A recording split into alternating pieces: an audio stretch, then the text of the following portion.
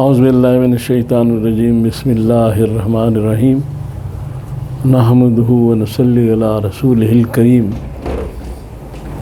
انتہائی قابل احترام سامعین و حاضرین، مجھ سے اچھے لوگوں، السلام علیکم ورحمۃ اللہ وبرکاتہ۔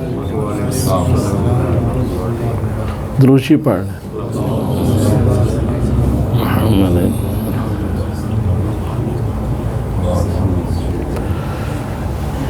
امام غزالی رحمۃ اللہ علیہ فرماتے ہیں کہ 3 قسم کے جانور ہوتے ہیں۔ ایک وہ جانور ہوتے ہیں کہ جو فائدہ دیتے ہیں، بھینس، گائے، بکری وغیرہ، جن سے انسان دودھ بھی پیتا ہے، گوشت بھی کھا لیتا ہے۔ دوسرے جانور ہوتے ہیں جو نقصان پہنچاتے ہیں، سانپ، بچھو، ایسی چیزیں جو انسان کو نقصان پہنچاتے ہیں۔ اور تیسرے جانور وہ کیڑے مکوڑے ہوتے ہیں، وہ زیادہ نفع نقصان نہیں پہنچاتے۔ تو انہوں نے بڑی خوبصورت بات کہی ہے، وہ یہ کہتے ہیں کہ انسان اشرف المخلوقات بنایا گیا، اپنے شرف کو پہچاننا چاہیے، لیکن اگر انسان نہیں بننا، جانور ہی بننا ہے تو اچھی قسم کا جانور بن جاؤ، یعنی دوسروں کو جو نقصان نہ پہنچائے۔ اگر جانور ہی بننا ہے، بہتر ہے کہ انسان بنا جائے۔ اتنا بڑا شرف اللہ تعالیٰ نے دیا، اور قرآن میں کہا کہ میں نے بنی آدم کو عزت بخشی، بہت بڑا شرف دیا۔ تو جب ہم انسان بننا چاہتے ہیں تو ہمیں رسول اللہ صلی اللہ تعالیٰ علیہ وآلہ وسلم کی زندگی، آپ کے اس اسوہ حسنہ کی طرف دیکھنا پڑے گا۔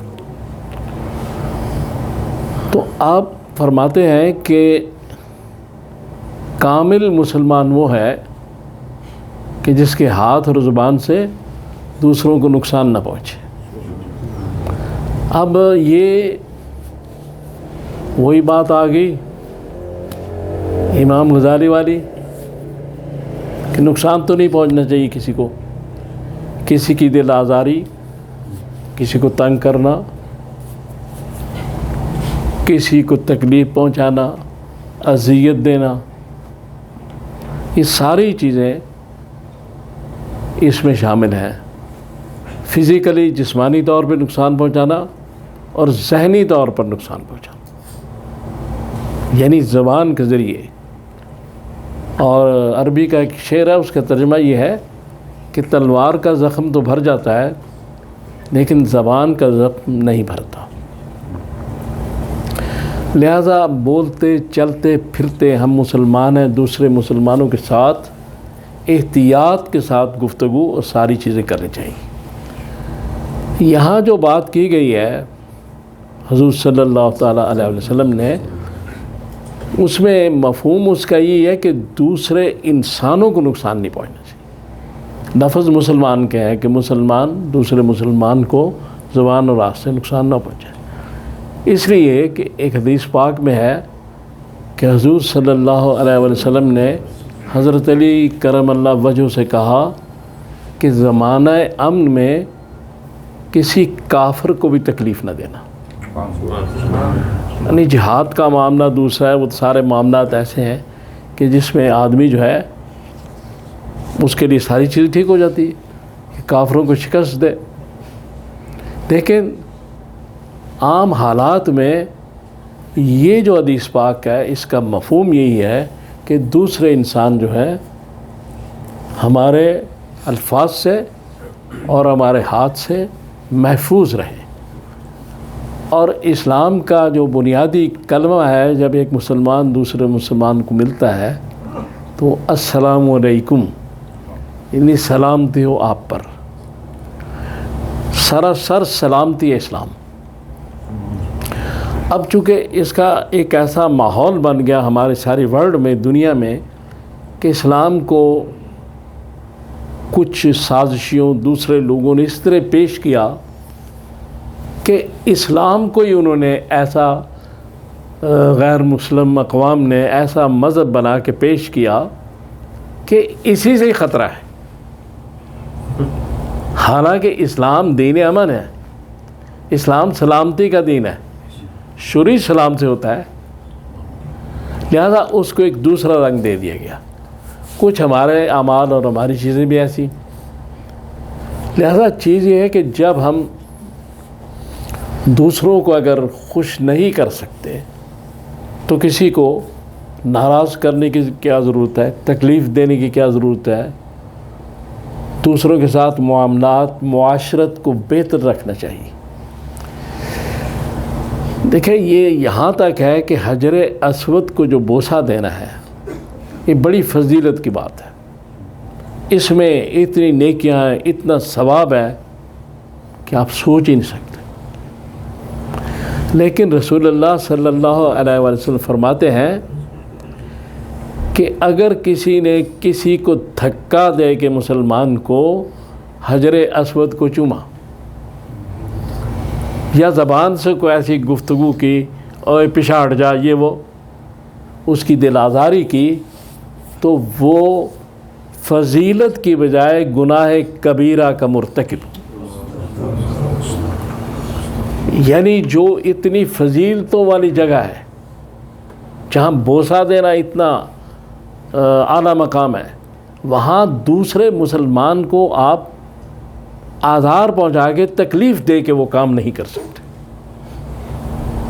اس سے یہ چیز ظاہر ہوتی ہے کہ شریعت یہ چیز متعین کر رہی ہے کہ جو چیزیں ایسی ہیں جو نوافل یا دوسری چیزیں ہیں، اگر اعراض اس میں آ جائے کہ معاشرت جو ہے وہ خطرے میں ہے، تو پھر معاشرت کو اختیار کرنا ہے۔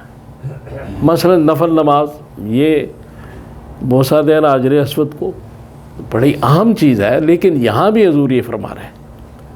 لیکن نفل نمازیں جو ہیں یہ اذکار ہیں، تسبیحات ہیں، وہ اگر کوئی شخص کرتا ہے تو بڑی اچھی بات ہے، ثواب ہی ثواب ہے، کرنا چاہیے ایک مسلمان کو اگر اس کے پاس وقت ہے۔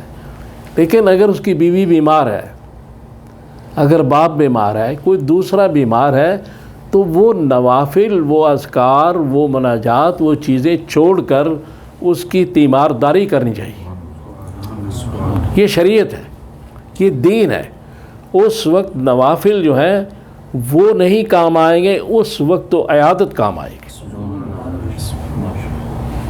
لہذا اس لیے ہمیں بطور مسلمان یہ سمجھنا چاہیے کہ دین کیا ہے، دین کا تقاضا کیا ہے، رسول اللہ صلی اللہ علیہ وسلم فرماتے کیا ہے، اللہ کیا کہہ رہا ہے۔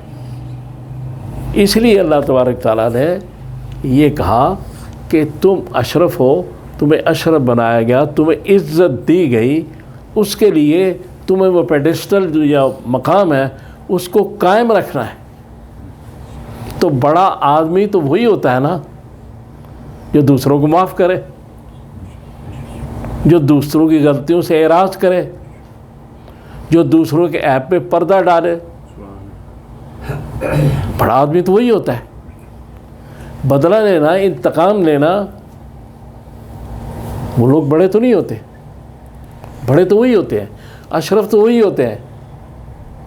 تو اس لیے یہاں دین میں یہ چیز بالکل واضح کر دی گئی کہ دل آزاری کسی کی بھی دل آزاری، دل دکھانا، تکلیف دینا، فزیکلی یا وربلی یا زبان سے، یہ مناسب نہیں ہے اور اسے بچنا چاہیے حتی الامکان۔ ہم اگر اللہ کے سامنے حاضر ہوتے ہیں، نماز پڑھتے ہیں، یہ ہمارا ذاتی معاملہ ہے، لیکن ہمارا ہمسائے کے ساتھ سلوک جو ہے معاشرتی معاملہ ہے۔ ہمارا گھر میں بیوی بچوں کے ساتھ سلوک جو ہے وہ معاشرتی معاملہ ہے۔ تو اللہ تبارک تعالیٰ اپنی نمازیں معاف بھی کر سکتے ہیں، ان کا حساب بھی لے سکتے ہیں، لیکن جو حقوق العباد ہیں، جو معاشرت کی چیزیں ہیں، وہ اللہ بھی معاف نہیں کریں گے۔ یہ ان کا پیغام ہے۔ قیامت والے دن جس کا کسی پر حق ہوگا وہ شخص ہی معاف کرے گا، اللہ تعالیٰ بھی اسے معاف نہیں کریں گے۔ لہذا اس لیے دین کو سمجھنا چاہیے، دین بھائی چارے کا نام ہے، اسلام محبت کا نام ہے، اسلام دوسروں پہ شفقت کا نام ہے۔ اسلام میں جتنی بھی چیزیں بتائی گئیں، اب جو باجماعت نماز ہے اس کی رسول صلی اللہ علیہ وسلم نے بڑی تاکید فرمائی اور اس پہ بڑی وعید ہے کہ اس کو نہیں چھوڑنا چاہیے۔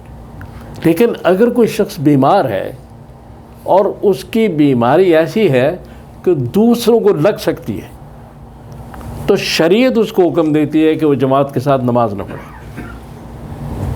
یہ معاشرت ہے، یہ معاشرہ ہے، ان چیزوں کو سمجھنا ضروری ہے۔ لیکن وہ اگر آدمی سمجھے کہ میں بیمار ہوں، کچھ نہیں، میں تو جا کے جماعت کے ساتھ ہی پڑھوں گا، 20 اور آدمی بیمار ہو جائیں گے، ایسی بیماریاں ہوتی ہیں۔ اس لیے ان چیزوں کو سمجھنا چاہیے، یہ چیزیں ہمیں مسلمانوں کو اس پہ عمل پیرا ہونا چاہیے اور سمجھنا چاہیے، تب جا کے آپ کے وہ خلافت راشدہ کی یاد تازہ ہوگی اور وہ چیزیں سامنے آئیں گی کہ وہ کس طرح اپنی زندگی صحابہ گزارتے تھے، رسول اللہ صلی اللہ علیہ وسلم نے اپنی زندگی کیسے گزاری۔ یہ ساری چیزیں وہ جب آپ کے سامنے آ رہی ہیں، آپ کو بتائی جا رہی ہیں، انہی پہ عمل کرنا ہمارا کام ہے۔ تو اللہ تعالیٰ سے دعا کریں، اللہ تعالیٰ مجھے اور آپ کو توفیق دے کہ میں نے جو باتیں کی ہیں ہم ان پہ عمل کر سکیں۔ وَأُفَوِّضُ أَمْرِي إِلَى اللَّهِ إِنَّ اللَّهَ بَصِيرٌ بِالْعِبَادِ۔